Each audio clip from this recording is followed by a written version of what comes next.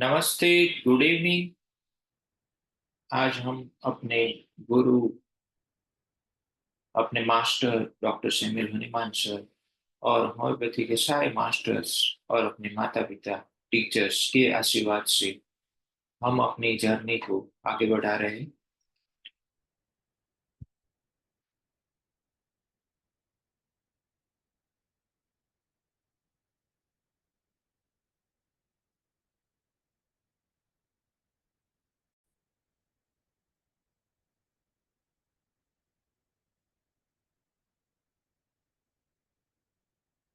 तो अब तक हमने केस टेकिंग में 86 एफोरिज्म तक हमने पढ़ा। 87 एफोरिज्म नंबर 87 हमने पढ़ा कि हमें पेशेंट की ट्रेन जो चल रही है थॉट की उसको रोकना नहीं है। और पहले से ही पेशेंट को बता देना है कि वो धीरे धीरे बताए। और उसके रिलेटिव से हिस्ट्री लेनी है, फिजिशियन का खुद का ऑब्जर्वेशन हमें चाहिए। अब है aphorism number 87 and thus the physician obtains more precise information respecting each particular detail, but without ever framing his questions so as to suggest the answer to the patient. It हमें as a physician हमें more precise information लेनी है हर एक particular detail के बारे में। जैसे हमने आगे समझा कि हमें हर एक चीज, हर एक कंप्लेन एक नए थोड़ी जगह छोड़ के हमें नई दूसरी कंप्लेन लिखनी है, ताकि हम जब भी वापस उसको प्रिसाइज इंफॉर्मेशन कंप्लीट करें उसकी इंफॉर्मेशन, तब हमारे पास वहां जगह बची रहे। तो मोर प्रिसाइज इंफॉर्मेशन जब लेता है फिजिशियन, तो उनको अपने क्वेश्चन पूछने में ध्यान रखना होगा कि वो कहीं ऐसे क्वेश्चन ना करे जिससे पेशेंट को आंसर सजेशन मिले। जैसे कि क्या आपको सांप के सपने आते हैं, क्या आपको नदी के सपने आते हैं, क्या आपको ठंडी सहन होती है कि नहीं होती। ऐसे क्वेश्चन हमें नहीं पूछने हैं जिसमें पेशेंट को आंसर सजेस्ट हो। आपको गुस्सा कैसा आता है, क्या आपको गुस्सा आता है कि नहीं आता। तो हमें हमें क्या बिना पानी से आपको चल जाता है। हमें ऐसे क्वेश्चन कभी नहीं पूछने चाहिए जिससे पेशेंट लीड करे उस आंसर तक जो शायद आधा हो या पूरा सच ना हो। So that he shall only have to answer yes और नो। तो हमें ऐसे क्वेश्चन नहीं फ्रेम, हमारे जो क्वेश्चन की फ्रेमिंग होनी चाहिए वो ऐसी नहीं होनी चाहिए कि जिससे पेशेंट यस और नो में आंसर दे। Else he will be mislead, वरना क्या होगा, वो हमें मिसलीड करेगा। Mislead to answer in the affirmative और negative something untrue, half true और not strictly correct, either from indolence or in order to please his interrogator, from which a false picture of disease and an unsuitable mode of treatment must result। तो हमें इस इसलिए इसकी वजह से क्या होता है, जब भी हम ऐसे क्वेश्चंस पूछ लेते हैं तो उससे क्या होता है कि उससे पेशेंट हमें मिसलीड करता है आंसर देके। और वो आंसर आइदर नेगेटिव होगा या फिर एफर्मेटिव होगा कि हाँ ऐसा ही होता है, जो कुछ अनट्रू हो सकता है, हाफ ट्रू हो सकता है, या फिर स्ट्रिक्टली करेक्ट इंफॉर्मेशन उसमें नहीं आती है। आई क्यों? क्योंकि क्योंकि वो इंडोलेंस से हो सकता है या फिर इंट्रोगेटर यानी फिजिशियन को अच्छा लगाने के लिए कि हाँ वैसा जो वैसा बोलते वैसा ही होता होगा। इस तरीके से पेशेंट मन में सोचते हैं और फिर वो इंट्रोगेटर से वही बात बोल देता है जो सच नहीं है, पूरा सच सामने नहीं आता। और उससे क्या होता है कि हमें ट्रू पिक्चर ऑफ डिजीज नहीं मिलता, उसकी वजह से फॉल्स पिक्चर मिल जाता है। और उसकी वजह से जो ट्रीटमेंट जाएगी वो भी अनसुटेबल ट्रीटमेंट हो जाएगी। तो हमें क्वेश्चन की जो फ्रेमिंग करनी है वो काफी ध्यान से करनी है। कुछ एग्जांपल हम लेते हैं, हनुमान सर ने हमें एडवाइस दिया है फुटनोट नंबर 85 में। क्या है कि for instance physician should not ask was not these और दैट सर्कमस्टेंस प्रेजेंट। कि जब आपको क्या ऐसा तो नहीं होता कि सूरत में आते हैं तो ये भीज वाला वातावरण होता है, उसकी वजह से आपको सर्दी हो जाती है, गांव में जाते हैं तो अच्छा हो जाता है, क्या ऐसा तो नहीं होता? हमें ऐसा क्वेश्चन नहीं पूछना। ये एक सर्कमस्टेंसेस है, एक एग्जाम्पल की तरह, कि हमें ये नहीं सजेशन देना है उसको कि ये एनवायरमेंटल एलर्जी है या उसकी वजह से आपको होता है। हमें ऐसा नहीं पूछना है। He should never be guilty of making such suggestions, which tend to seduce the patient into giving a false answer and a false account of his symptoms. हमें कभी भी physician की बात करें, he should never be guilty of making such suggestions, कि वो कभी भी ऐसी भूल ना करे सजेशन की, कि जिससे पेशेंट का सेड्यूस होता है, यानी कि हम उसको और पीड़ा में ले जाते हैं। Into giving a false answer, हम उसको फॉल्स आंसर देने के लिए उसको शेड्यूस करते हैं, उत्तेजित करते हैं, एब्यूज कर रहे हैं, और उसकी वजह से उसके सिम्टम्स का ये फॉल्स अकाउंट बन जाता है। तो माय डियर फ्रेंड्स, हमें कभी भी ऐसे क्वेश्चन नहीं करने जो पेशेंट को सजेस्ट करे कि आपको क्या बोलना है। हमें एक जनरल क्वेश्चन करना चाहिए। हमारी जो क्वेश्चनरी होनी चाहिए वो जनरल मैनर में होनी चाहिए, कि आपको पसीना कैसा आता है, आपको भूख कैसी लगती है, आपको क्या बर्दाश्त ज्यादा होता है ठंडी या गर्मी में, आपकी प्यास कैसी है। तो ये एक जनरल क्वेश्चनरी है। इसमें पेशेंट को सोचना पड़ेगा। हीट और चिल में हमारे पास दो ऑप्शन अवेलेबल है, हॉट और चिली। तीसरा ऑप्शन पेशेंट हमें देता है कि मैं जब भी ऐसे क्वेश्चनरी थर्मल लेता हूँ तो यही मेरा क्वेश्चन होता है कि आपको क्या बर्दाश्त होता है, ठंडी या गर्मी।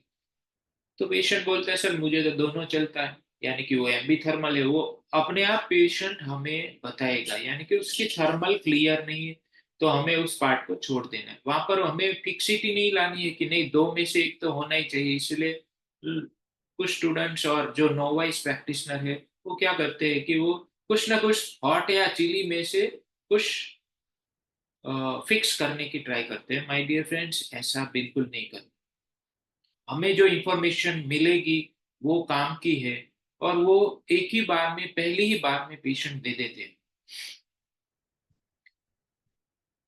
Aphorism number 88. If in these voluntary details nothing has been mentioned respecting several parts or functions of the body or his mental state, not mental, his mental state, the physician asks what more can be told in regard to these parts and these functions, or the state of his disposition or mind. तो जब भी patient अपने आप बोलना खत्म करे, तो हम बोलना खत्म करें और उसमें से कुछ पार्ट्स रह जाए, अब उसकी बॉडी का, उसकी बॉडी के फंक्शंस का, उसकी मेंटल स्टेट के बारे में बोलना रह जाए, तो फिजिशियन बाद में पूछ सकता है what more can be told in regard to this part. हम इसको ऐसे पूछ सकते हैं कि भाई आप इसके बारे में बताओ, अपने पेट के बारे में बताओ, अपने टॉयलेट के बारे में बताओ, अपने यूरिन के बारे में बताओ। हम ऐसे आपके डिस्पोजिशन के बारे में बताओ, आपके नेचर के बारे में बताओ। तो हम उसको ऐसे जनरल क्वेश्चन कर सकते हैं। एंड दीज फंक्शंस और the state of his disposition और mind, but in doing these he only makes use of general questions। हम ऐसे क्वेश्चन कर सकते, लेकिन हमें हमेशा यही ध्यान रखना है कि हमें सिर्फ जनरल एक्सप्रेशंस यूज करने, यानी कि आप अपने मन के बारे में बताओ, अपने अपने नेचर के बारे में बताओ। तो वो उसमें पेशेंट को हम हमारे क्वेश्चनरी से कोई सजेशन नहीं मिल रहा है, तो उसमें वो क्वेश्चन हम कर सकते हैं इन ऑर्डर। क्योंकि काफी सारे हम उसी प्रोसेस से गुजरे हैं। तो पता है जो नोवाइस फील कर रहे हैं आजकल, जो न्यू होम्योपैथ बाहर आ रहे हैं, उन लोगों को जो दिक्कत है कि भाई पेशेंट अपने नेचर के बारे में तो अच्छा ही बोल रहा है। हमें भी यही यही सुनने को मिला है पहले, कि नेचर तो अच्छा है, तो सबका नेचर अच्छा ही रहता है। मैं आप सबको बता दूं कि कोई नेचर खराब नहीं है, कोई भी डिस्पोजिशन खराब नहीं है, चाहे एंग्री डिस्पोजिशन हो या हैट डिस्पोजिशन हो या लवेबल डिस्पोजिशन हो या चीयरफुल डिस्पोजिशन हो, वो कुछ भी खराब नहीं है, वो अपनी जगह पे सही है। तो वो जो पेशेंट बोल रहा है वो भी गलत नहीं, हम उसको कह सकते, वो भी सही है कि सब अच्छा है। तो हम इस प्रोसेस से गुजरे हैं, हमें ऐसा ही मिलता था, फिर हम उसको घुमा फिरा के दूसरी बातों पे ले जाते थे, फिर वही क्वेश्चन आ जाता था, या पेशेंट अपने आप घुमा फिरा के जो हम बात करते, फिर उसमें वो पेशेंट अपने बारे में कुछ बोलने लगता है। तो फिर हम उसके साथ उस ट्रेन में जुड़ जाते हैं, वो जो बोलता है, जिस तरीके से बोलता है, उसको लेने लगते। तो फिर हम दूसरी जो काम की नहीं है वैसी बात कर सकते हैं पहले, जैसे कि अ, घर में कितने लोग हैं, वो रेपो बिल्डिंग इसको कहते हैं, बिजनेस कैसा चलता है, क्या क्या काम होता है वहां पर। जैसे कोई इंजीनियर पेशेंट आया, तो इंजीनियर के काम के बारे में हम पूछ सकते हैं कि आपको इस लाइन में क्या काम करना होता है, आपका वर्क क्या होता है एक्चुअली। तो वो उसकी बात जब हम समझाएगा, तो धीरे धीरे वो खुलने लगेगा, हमारा रैपो बिल्डिंग होगा उसके साथ, फिर शायद वो अपने बारे में और गहराई से हमें बता सके। तो हम इस तरीके से पेशेंट के साथ रैपो बिल्डिंग करते। तो हमें हमेशा ध्यान रखना है, कभी भी डायरेक्ट क्वेश्चन कि आपको चिंता नहीं होती, आपको गुस्सा तो नहीं आता, हमें डायरेक्टली ऐसे क्वेश्चन कभी भी नहीं पूछने हैं। हमें हमेशा जनरल एक्सप्रेशन के साथ क्वेश्चनरी करनी है, अगर कुछ छूट जाता है तो उसके बारे में, in order that his informants may be obliged to enter into special details concerning them। जिससे जो हमें इंफॉर्मेशन दे रहा है वो पेशेंट हमें उस स्पेशल पार्ट के बारे में, जो जो जिसके बारे में हम जानना चाहते हैं, उसके रिलेटेड एक स्पेशल इंफॉर्मेशन हमें दे, और वो दे जो सच है उसके बारे में, सही है, उसकी लाइफ का हो, ऐसा हमें बताए, ना कि हमारे क्वेश्चन से सजेशन उसको मिल जाए और वो बता दे।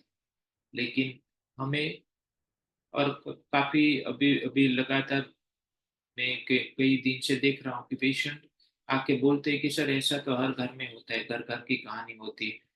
तो हमें उस बात को छोड़ देना, हमें ये पूछना है कि अच्छा ठीक है, आपके घर में क्या होता है वो समझाओ, भले ही घर घर की कहानी हो, आपके साथ क्या होता है। हमें पेशेंट को उस रास्ते पर ले जाना है जो उसको वो छोड़ना चाहता है, क्योंकि वो बताना नहीं चाहता, क्योंकि वो उसकी सेंसिटिविटी है, ससेप्टिबिलिटी है, उसको परेशान कर रही है। तो उसको बार बार दोहराना नहीं चाहता। हम समझ सकते हैं पेशेंट की पीड़ा को, लेकिन जब तक हम उस पार्ट को समझेंगे नहीं, जानेंगे नहीं, तब तक हम उसकी लाइफ को, उसकी डिजीज को समझ नहीं सकते, क्योंकि ये सब जुड़ा हुआ है।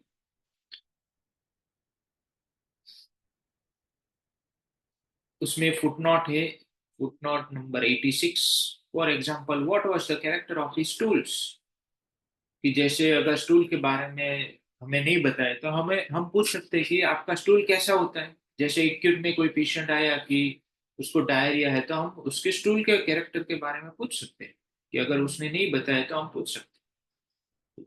How does he pass his water, यानी कि यूरिन, यूरिन आप कैसे पास करते हो, कैसा होता है urine.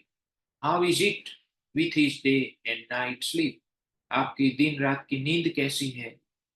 What is the state of his disposition, his humor, his memory, आपका नेचर कैसा है, आपका डिस्पोजिशन कैसा है, आपकी याददाश्त कैसी है।